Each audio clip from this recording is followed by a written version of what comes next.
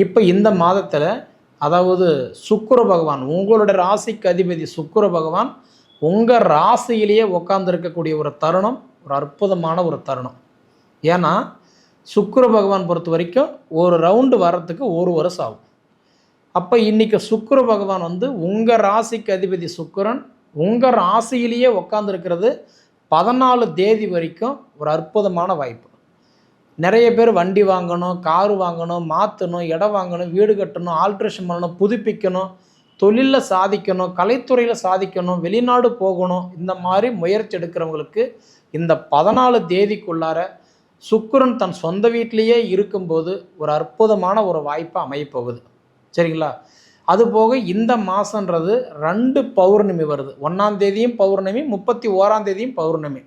1ஆம் தேதி சித்ரா பௌர்ணமி வருது. முடிஞ்ச வரைக்கும் என்ன பண்ணுறீங்கன்னா, அதாவது பக்கத்தில் இருக்கிற துர்க்கை அம்மன் இருந்தால் வெள்ளிக்கிழமை ராவு காலத்தில் 10 to 12 மணிக்கு நல்ல எண்ணெய் தீபத்தில் விளக்கு போட்டு மனசார சாமி கும்பிட்டுட்டு வாங்க, உங்களுக்கு நல்லதே நடக்கும்.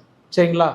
அது போக 4ஆம் தேதி மே மாதம் 4ஆம் தேதி அக்னி நட்சத்திரம் ஆரம்பித்து 28ஆம் தேதி வரைக்கும் அக்னி நட்சத்திரம் இருக்கிறதுனால அந்த 25 நாள் கொஞ்சம் கவனமாக இருக்கக்கூடிய காலகட்டம் இருக்குது. கொஞ்சம் ஹெல்த்தை மட்டும் கவனமாக பார்த்துக்கோங்க. சரிங்களா? இப்படி இருக்கக்கூடிய காலகட்டத்தில் உங்களுக்கு 2ஆம் இடத்துல குரு பகவான் இந்த ஒரு மாதம்தான் குரு இருப்பார்.